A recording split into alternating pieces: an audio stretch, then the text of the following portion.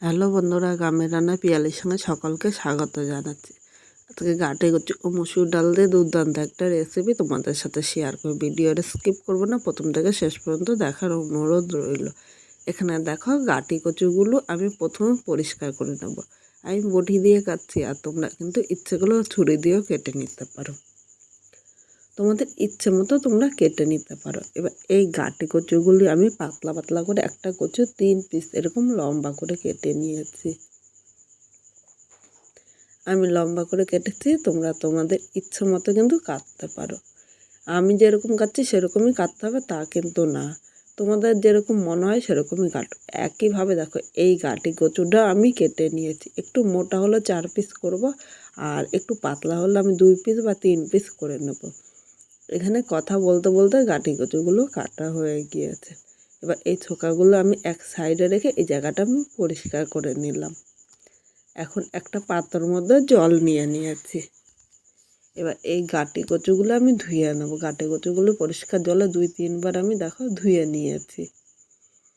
এদিকে একটা পাত্রের মধ্যে আমি জল নিয়ে নিলাম। এখানে এবার মুসুরি ডাল নিয়েছি। মুসুরি ডাল জলের মধ্যে দিলে দেখো একটা পাউডার থাকে, সেই পাউডারটা কিন্তু ভেসে উঠেছে। এইভাবে মুসুরি ডালটা আমি 3 থেকে 4 বার ধুয়ে নিয়ে আসবো। এখানে ডালটা আমি 4 বার ধুয়েছি, আর ডালটা দেখো একদম পরিষ্কার হয়ে গিয়েছে। এবার এইভাবে ডালটা এক সাইডে রেখে দিলাম। এদিকে মূল রান্নায় চলে এসেছি। এখানে কড়াই বসিয়ে দিয়েছি। কড়াইয়ের মধ্যে আমি সর্ষের তেল নিয়ে নিলাম। এই রান্নাটা কিন্তু সর্ষের তেল দিয়ে বেশি ভালো লাগবে, সাদা তেল দিয়ে কিন্তু ততটা ভালো লাগবে না। এবার এর মধ্যে কেটে রাখা প্রথমে গাটি কচুগুলো নিয়ে নিলাম। এখানে স্বাদ অনুযায়ী লবণ নিয়েছি ও প্রয়োজন মতো হলুদ নিয়ে নিয়েছি। এখন হলুদ ও লবণটা এর সাথে নেড়ে চেড়ে মিশিয়ে মিডিয়াম আগুনে গাটি কচুগুলো কিন্তু ভাজতে হবে। খুব জোরে আগুন দেওয়া যাবে না, তাহলে উপর দিয়ে ভাজা আবার ভেতর দিয়ে কাঁচা থাকবে, তখন কিন্তু খেতে ভালো লাগবে না। সব কিছুর সাথে গাটি কচুগুলো নেড়ে চেড়ে মিশিয়ে নিলাম। এখন ঢাকা দিয়ে মিডিয়াম আগুনে 1 থেকে 2 মিনিট এইভাবেই রান্না করে নেব। 2 মিনিট পর তুলে নিলাম। এখানে দেখো গাটি কচুটা কিন্তু হাফের বেশি সেদ্ধ হয়ে গিয়েছে। এখন আমি আর ঢাকা দেবো না, এইভাবে নেড়েচেড়ে আরও 2 মিনিট রান্না করে নেব। এখানে গাটি কচুগুলো দেখো সেদ্ধ হয়ে গিয়েছে, আর গাটি কচুগুলো ভাজাও হয়েছে। এবার তুলে নিলাম। কড়াইতে অনেকটাই তেল আছে, তাই আলাদা করে আমি তেল দেবো না। এই তেলের মধ্যে আমি একটা শুকনো লঙ্কা সম্বাদ দিলাম, 1/2 চামচ গোটা জিরে সম্বাদ দিয়েছি। 1 সেকেন্ড আমি ভেজে নেব। 1 সেকেন্ড ভেজে নিয়েছি। এবার এই জায়গায় মাঝারি সাইজের একটা পেঁয়াজ কুচি নিয়েছি। এর মধ্যে সামান্য একটু লবণ ও প্রয়োজন মতো হলুদ নিয়েছি। খুব বেশি কিন্তু হলুদ নিতে হবে না। এখানে লবণ দেওয়ার কারণ হলো লবণটা দিলে পেঁয়াজটা নরম হবে, আর হলুদটা দেওয়াতে পেঁয়াজ ভাজার কালারটা সুন্দর হবে। হলুদ ও পেঁয়াজটা এর সাথে নেড়ে চেড়ে মিশিয়ে নিলাম। এখন মিডিয়াম আগুনে পেঁয়াজটা হালকা লাল করে ভেজে নিয়েছি।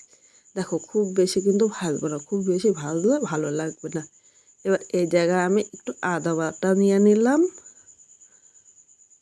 7-8 কোয়া রসুন বাটা নিয়েছি। যারা রসুনটা পছন্দ করে না তারা স্কিপ করতে পারো।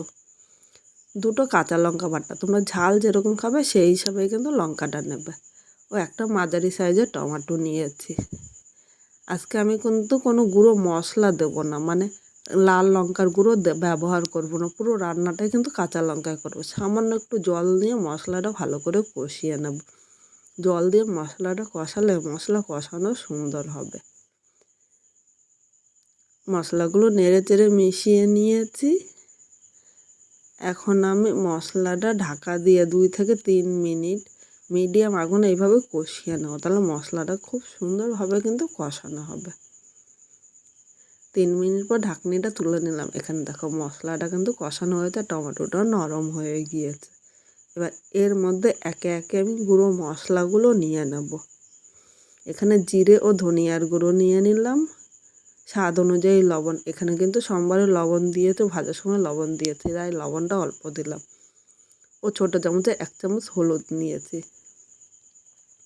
মশলাগুলো সব কিছুর সাথে নেড়ে চেড়ে মিশিয়ে নিলাম।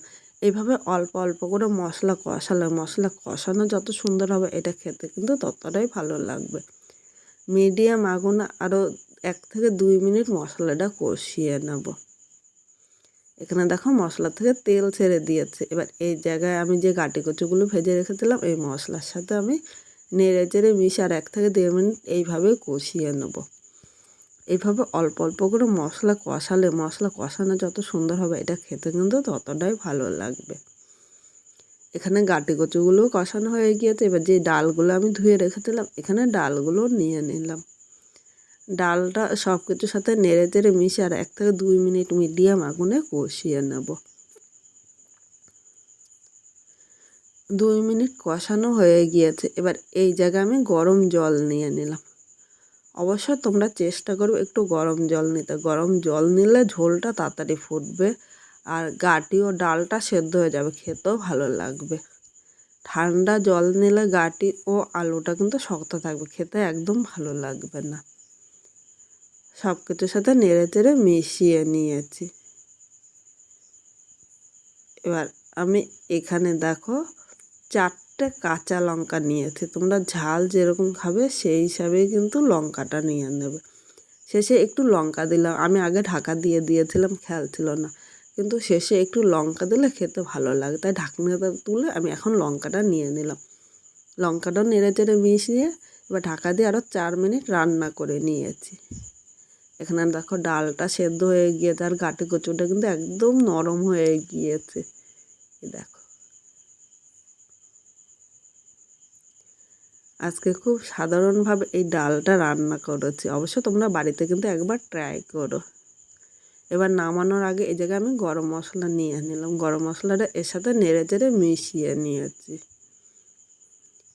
এখন কিন্তু উনানে আগুনটা আমি বন্ধ করে দিয়েছি। এখন ঢাকা দিয়ে 1 মিনিট স্ট্যান্ডিং টাইমে রেখে দেব।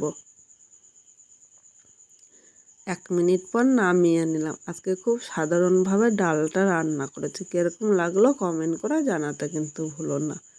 নতুন কোনো বন্ধু আমার এই ভিডিওটি দেখতে আসলে ভালো লাগলে একটা লাইক, শেয়ার ও কমেন্ট করো আর সাবস্ক্রাইব করে পাশে থেকো, যাতে নতুন নতুন ভিডিও আপলোড করলে সবার আগে নোটিফিকেশন আপনার কাছে পৌঁছিয়ে যায়। এইভাবে ডালটা রান্না করলে ভাত বা রুটি বা পরোটা সব কিছুর সাথে কিন্তু দারুণ লাগবে। অবশ্য তোমরা বাড়িতে একবার ট্রাই করো আর খেয়ে কীরকম লাগলো কমেন্ট করে জানাতে কিন্তু ভুলো না। আমার এই পুরো ভিডিওটা দেখার জন্য তোমাদের অসংখ্য ধন্যবাদ।